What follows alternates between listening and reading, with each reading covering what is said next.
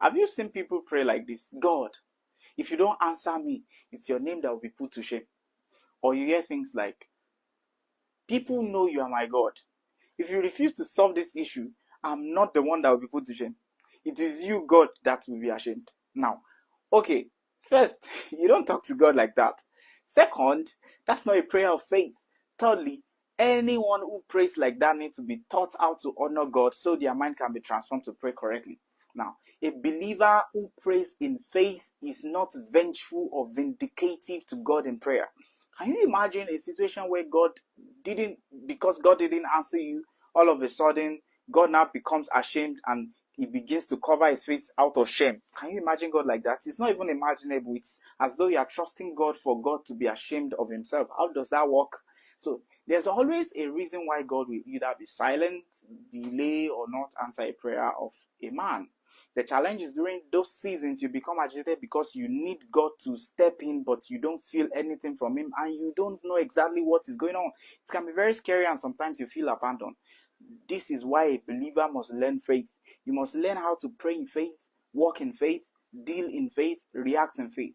Most of your journey on earth, you will not always see what is coming. And sooner or later, something you don't like will happen to you or your loved ones. Know this and know peace. Most of the important things in your life, God did them without you asking for them. You didn't know them, so it never came up on your prayer list. So those things you noticed you needed and wanted, and then you took them to God in prayer, but it seems he's not answering you, or he's silent, or it looks like he's not going to answer you. Don't go praying vindicatively or threatening God in your prayers. When honor is not in your communication to God or even men, you will have a problem getting good results. Here is how to pray in faith. When you are frustrated, you say, Lord, thank you for answering my prayer according to your will. I really need to be saved from this and that right now, Lord. I trust you, Lord, to do it.